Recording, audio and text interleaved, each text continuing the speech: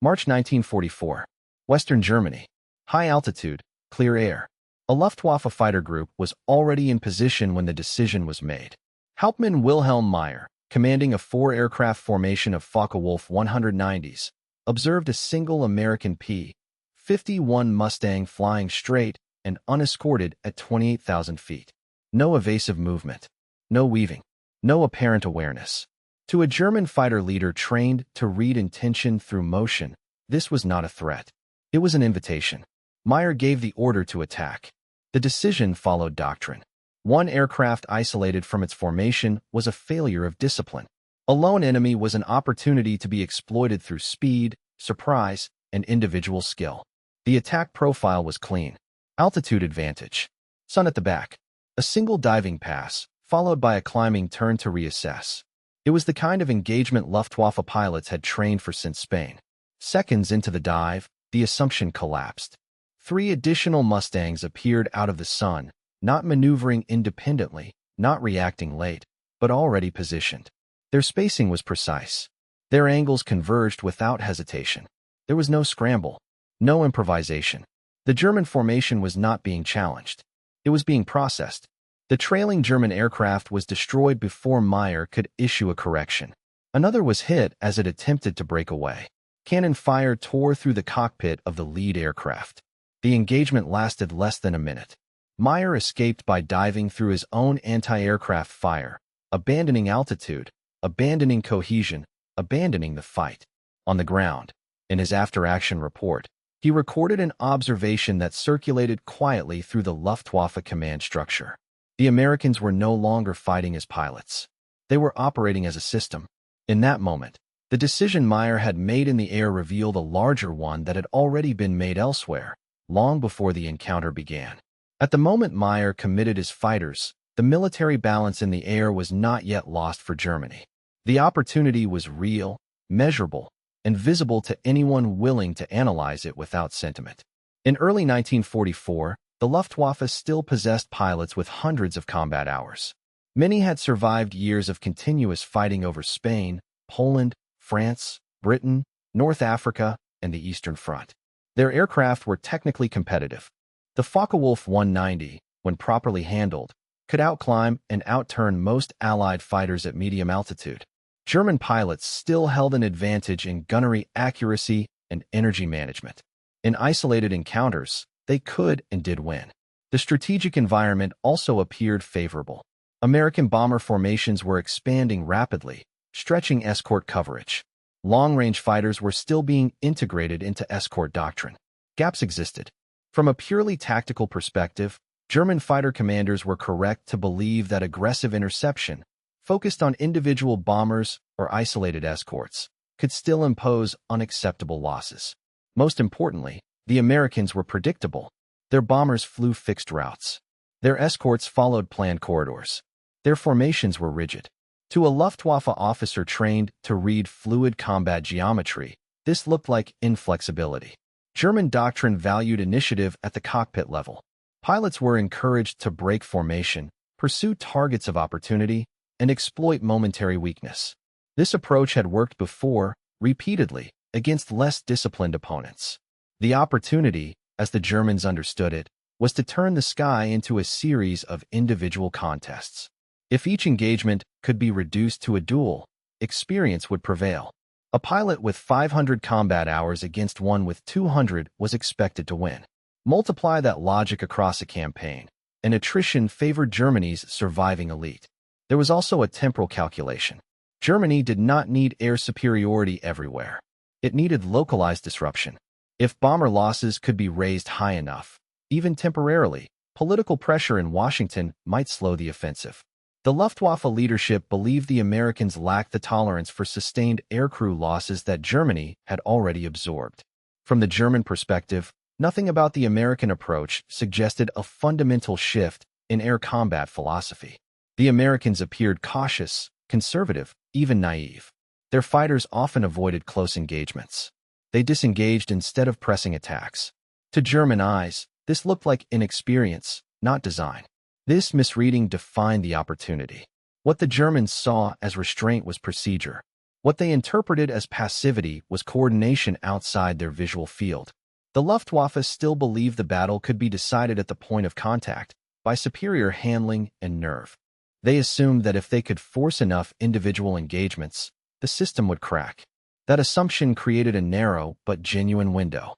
In early 1944, before losses hollowed out the German training pipeline, before fuel shortages curtailed flight hours, before constant escort pressure eroded pilot survival rates, the Luftwaffe still had the means to contest the air.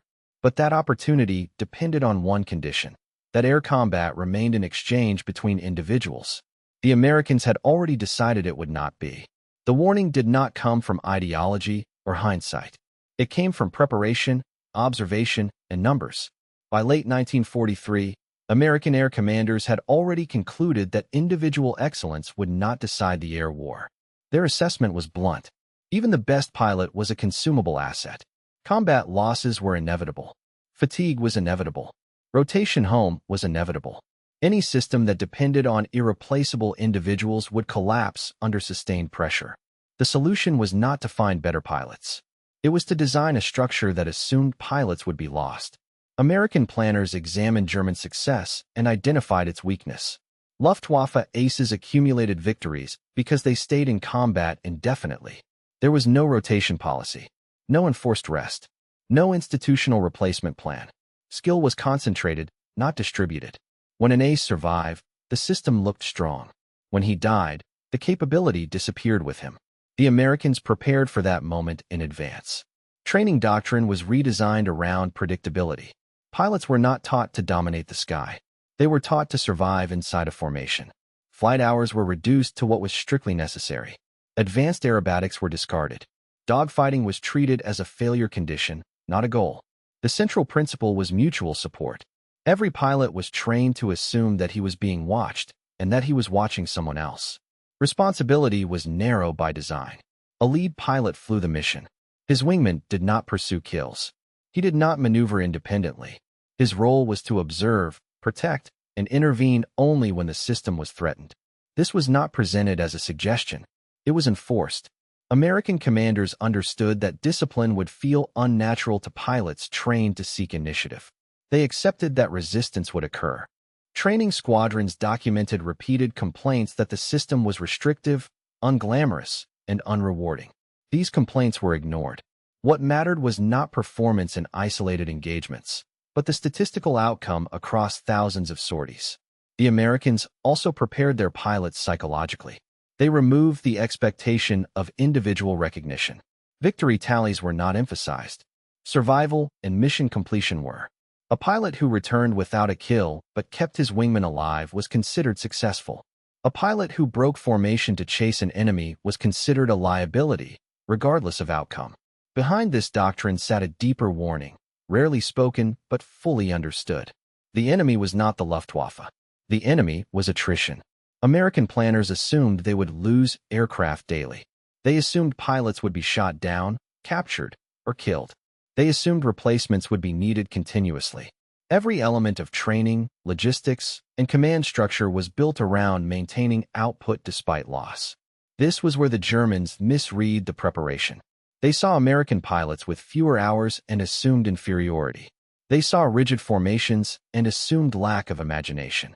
They saw disengagement from dogfights and assumed fear. None of these were accurate. What they were observing was a system refusing to expose itself. By early 1944, the warning signs were visible in combat reports. German pilots increasingly described American fighters appearing without warning, intervening at precisely the moment of attack, then disengaging without pursuit. The pattern was consistent. The Americans did not chase advantage. They denied it. This behavior was not adaptive in the moment. It had been rehearsed. American squadrons practiced losing pilots and absorbing replacements without disruption. New arrivals were slotted into existing formations with minimal transition. They were not expected to improvise. They were expected to conform. From a distance, the system looked fragile. In reality, it was designed to function while breaking. The Luftwaffe never issued a comparable warning to itself. Its training still emphasized mastery. Its culture still rewarded individual aggression. Its command structure still assumed that excellence could offset scarcity. No adjustment was made to redistribute skill before losses made redistribution impossible. By the time German commanders began to recognize the pattern, the conditions that would have allowed a correction no longer existed. The Americans had already finished preparing for a war of replacement. The overrule did not come from ignorance. It came from pressure, identity, and institutional inertia. Within the Luftwaffe, the evidence was accumulating by early 1944. Combat reports showed a consistent pattern. German pilots were not being defeated in maneuver. They were being intercepted at predictable moments. Attacks that should have succeeded were collapsing before weapons could be brought to bear. Losses were occurring during disengagement, not during attack runs. The Americans were not winning dogfights. They were denying them. Field-level commanders began to adjust informally. Some attempted tighter formations. Others ordered pilots to disengage earlier. A few restricted pursuit entirely. These changes were uneven and short-lived because they collided with the structure above them. Luftwaffe doctrine had been built around autonomy. From its inception, German air combat philosophy emphasized the initiative of the individual pilot. Orders were deliberately broad. Execution was expected to be adaptive. This was not merely tactical preference. It was cultural identity. The fighter pilot was viewed as a skilled hunter, not a component in a process. Changing that identity required admitting that the system itself was flawed. At higher levels, the resistance hardened. Senior commanders had been shaped by earlier successes where aggressive individual action produced decisive results. The victories over France and the early phases against the Soviet Union reinforced the belief that quality could overcome quantity. The ace culture was not incidental. It was institutional proof that the doctrine worked. To abandon it would have meant acknowledging that Germany's most celebrated airmen were operating inside a structure that could not scale. Political pressure amplified this resistance. German propaganda depended heavily on the image of the ace. Kill tallies were published. Names were celebrated. Decorations were awarded publicly and repeatedly. These figures were used to sustain morale at home and at the front. A system that reduced pilots to interchangeable roles offered no equivalent symbol. There was also a practical constraint. Implementing American-style mutual support required time, fuel, and training capacity. By 1944, all three were scarce. Flight hours were being cut. Training pipelines were already compressed. Introducing a fundamentally different doctrine would have required grounding units for retraining at precisely the moment they were most needed operationally. The choice, as German leadership perceived it, was between continuity and collapse. They chose continuity. Warnings from within the system were reframed as individual failures rather than structural ones. Pilots who died were said to have taken risks. Engagements that failed were attributed to local mistakes. Losses were explained through enemy numbers rather than enemy design. Each explanation preserved the underlying doctrine. Institutional fear played a decisive role. The Luftwaffe had been built around personalities. Authority flowed through reputation as much as rank. Many senior figures owed their positions to the success of the existing approach. Endorsing a radical shift would have undermined their own legitimacy. The overrule was rarely explicit. There was no single order rejecting formation-based combat. Instead, adjustments were permitted only at the margins. Pilots were advised to be cautious, but not constrained. Formations were suggested, not enforced. Initiative remained the highest virtue. Meanwhile, American commanders faced none of these constraints. Their system did not rely on individual prestige. Promotions were not tied to kill counts. Public recognition was minimal. Their air doctrine was shaped by logistics officers as much as tacticians. What mattered was sortie generation and loss replacement, not individual brilliance. This asymmetry made adaptation uneven. The Americans could impose discipline because their identity allowed it. The Germans could not without dismantling their own narrative of superiority. By the time the scale of the problem became undeniable, the cost of change had risen beyond what the system could absorb. Experienced pilots were being lost faster than they could train replacements. New pilots entered combat with minimal preparation, expected to perform inside a doctrine that assumed mastery. At that point, even if the Luftwaffe had attempted to adopt a system-based approach, it lacked the institutional depth to enforce it. Discipline without training becomes rigidity. Coordination without rehearsal becomes confusion. The overrule, therefore, was not a single decision but a series of refusals. Refusals to demote individual glory. Refusals to subordinate instinct to procedure. Refusals to accept that the enemy had changed the nature of the contest. Military logic suggested adaptation. Institutional survival resisted it. The Americans were not faster to learn. They had decided earlier that learning was unnecessary once the system was in place. Germany never made that decision. By mid-1944, the Luftwaffe was still fighting a war of pilots, while the United States was fighting a war of production, replacement, and controlled loss. The system prevailed. The consequence unfolded without drama, because systems do not announce their victories. They accumulate them. By mid-1944, the air war over Western Europe had ceased to function as a contest of skill. It had become a process of depletion, governed by arithmetic rather than tactics. Each engagement removed pilots from the German inventory faster than the Luftwaffe could replace them. Each American loss was absorbed, processed, and corrected without visible disruption. German fighter units began the year with experienced cadres. By summer, those cadres were gone. Not withdrawn, not reassigned, dead, captured, or permanently lost to injury. Their replacements arrived with sharply reduced training hours.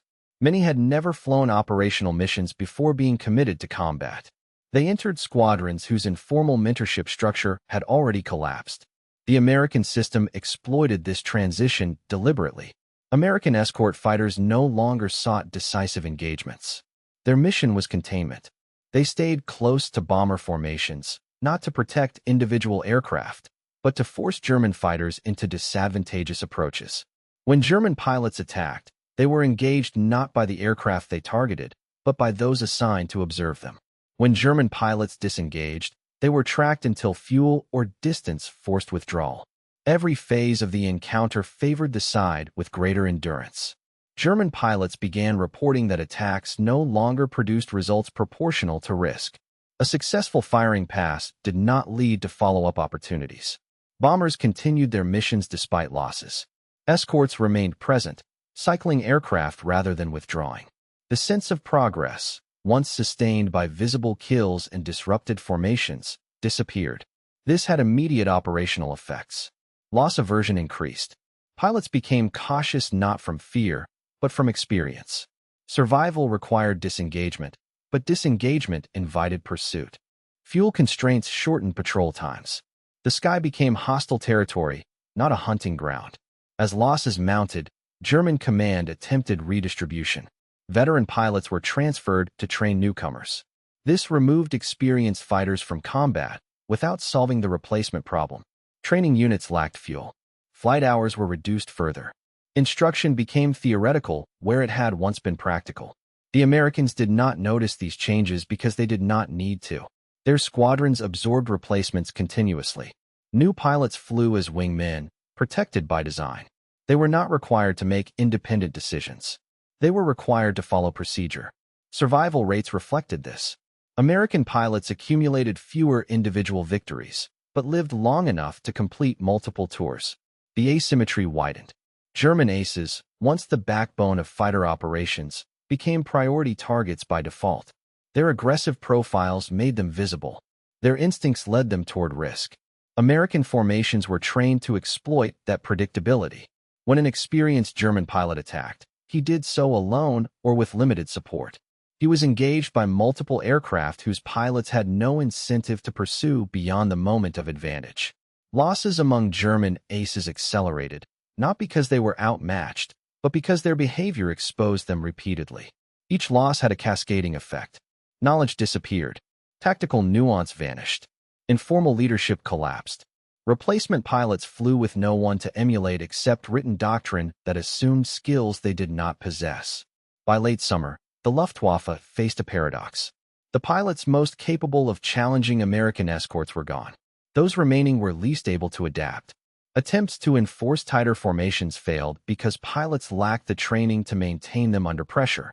Attempts to restore initiative failed because initiative without experience led to immediate loss. The Americans encountered no such inflection point. Their air war was managed as an industrial output. Aircraft production increased. Pilot training throughput expanded. Losses were forecasted and planned for. The system did not improve in quality. It maintained adequacy at scale. This difference became decisive during major operations. On June 6, 1944, the Allied landings in Normandy were supported by overwhelming air activity. The numbers were not symbolic. They were operational reality. The Luftwaffe flew a few hundred sorties. The Allies flew tens of thousands. German aircraft that did reach the beaches were engaged almost immediately. There was no space to maneuver, no time to exploit skill. German pilots were ordered to avoid combat when possible. The directive was explicit. Engagement with American fighters was no longer considered a viable exchange. Survival and reconnaissance became the priority. Air superiority was conceded not by announcement, but by absence. The battlefield reflected the decision made months earlier in the air. American ground forces advanced under constant air cover. German movements were exposed. Logistics were disrupted. Command and control deteriorated. None of this required spectacular victories in the sky. It required presence, continuity, and replacement. The Luftwaffe still possessed pilots capable of extraordinary feats. Their actions no longer altered outcomes. A system cannot be intimidated by talent. It can only be slowed, and only temporarily. As the months progressed, the consequences compounded. Fuel shortages grounded aircraft. Training units ceased operations. Emergency programs shortened pilot preparation further, producing men technically qualified but tactically unprepared. Loss rates increased accordingly. German command attempted last adjustments. Jet aircraft were introduced. New tactics were proposed. None addressed the underlying imbalance. Speed could not replace coordination. Technology could not substitute for a system designed to absorb loss. The Americans did not adapt to these changes. They ignored them. Their doctrine required no response to desperation. By the end of 1944, the air war had reached its conclusion in practice, if not in declaration. German fighters still flew. American fighters still escorted. The outcome was no longer contested. The consequence of the original decision was now complete. Germany had chosen to invest in excellence at the expense of replaceability. The United States had chosen replaceability at the expense of individual distinction. When the scale of the war expanded beyond the capacity of individual mastery, only one of those choices remained functional. The Luftwaffe did not lose because its pilots lacked courage or skill. It lost because courage and skill were consumed faster than they could be produced. The Americans did not win because their pilots were superior. They won because their pilots were not required to be. The air war ended not with a decisive battle, but with empty skies where German fighters no longer appeared. The system had finished its work. The post-war record removed any remaining ambiguity, not through reinterpretation, but through documentation. When Allied analysts reviewed the air campaign after 1945, they did not frame it as a triumph of tactics. They framed it as a triumph of structure. Declassified reports from the United States Army Air Forces treated pilot skill as a variable to be managed, not a decisive factor to be maximized. Loss curves, sortie rates, replacement throughput, and survival probabilities dominated the analysis. German records told a different story, but led to the same conclusion. Captured Luftwaffe assessments acknowledged that the destruction of experienced pilots had been irreversible. Training reports showed a steady decline in flight hours per pilot, falling from hundreds before the war to dozens by late 1944. Memoirs from surviving German commanders repeatedly emphasized the same failure, though rarely in identical language. The air war had consumed its own expertise. One internal German assessment summarized the problem with stark clarity. Air combat had become a matter of sustained presence, not episodic superiority. The Luftwaffe could still win encounters. It could no longer influence campaigns. American post-war doctrine absorbed this conclusion fully. The emphasis on mutual support, standardized formations, and strict role separation was not relaxed after victory. It was expanded. Training manuals published in the late 1940s formalized what had been improvised under combat conditions. Individual initiative was explicitly subordinated to formation integrity. Kill tallies disappeared from evaluation criteria. Survival rates, mission completion, and adherence to procedure replaced them. German experience became a case study, not an inspiration. Former Luftwaffe aces who survived the war were interviewed extensively. Their accounts were treated with respect, but their conclusions were quietly set aside. Many attributed defeat to numbers, fuel shortages, or political interference. Allied analysts did not dispute these factors. They simply noted that none explained why German pilots continued to die at higher rates, even when aircraft performance and local conditions were favorable. The system explanation required fewer assumptions. By contrast, American pilots returning from Europe rarely described the air war in heroic terms. Their accounts emphasized routine, repetition, and exhaustion. Missions blurred together. Engagements were brief and often inconclusive. Survival was credited to wingmen, not instinct. The absence of drama was not a flaw. It was evidence of design. Statistical reviews reinforced this interpretation. As the war progressed, American pilot survival rates improved despite increasing operational tempo. German survival rates collapsed despite declining sortie numbers. The curves diverged steadily, unaffected by localized changes in tactics or equipment. This divergence influenced every major air force that studied the war. British, Soviet, and later NATO doctrines all moved away from asymmetric models. Training pipelines were redesigned to prioritize consistency. Replacement systems were expanded. Command authority over individual maneuver was tightened. The Luftwaffe's early war successes were acknowledged as context-specific, not scalable. In West Germany's post-war rearmament, the lessons were institutionalized explicitly. The new Air Force rejected the romanticism of its predecessor. Its training emphasized coalition interoperability and procedural discipline. The ace culture was remembered, but not revived. No official German document ever described this as an error of values. It was recorded as an error of assumptions. The assumption was that air combat would remain a contest between men.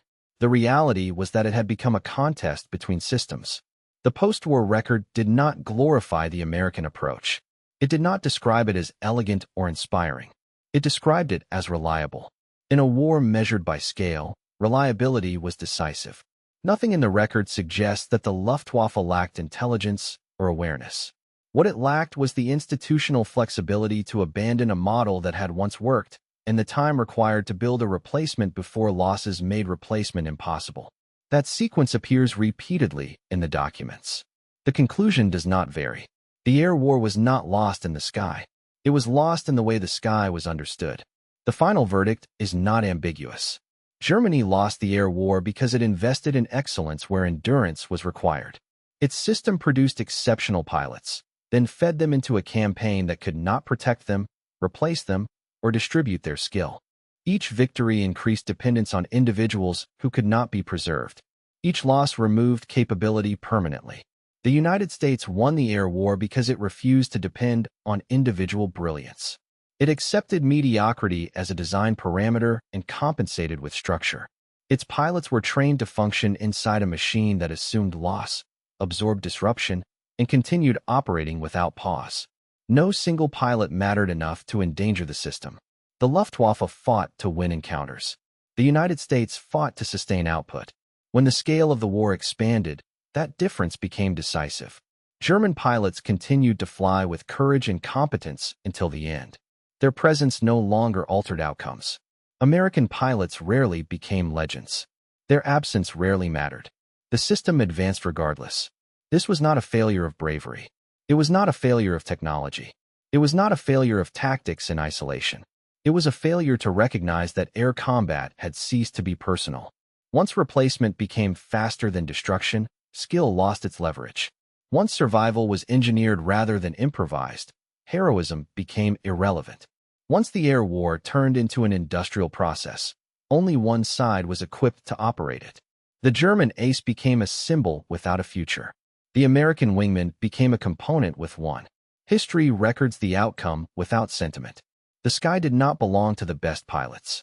It belonged to the system that could afford to lose them. If this analysis clarified something you had not considered, leave a comment. If you want more closed-case examinations of decisions that determine victory and failure, subscribe.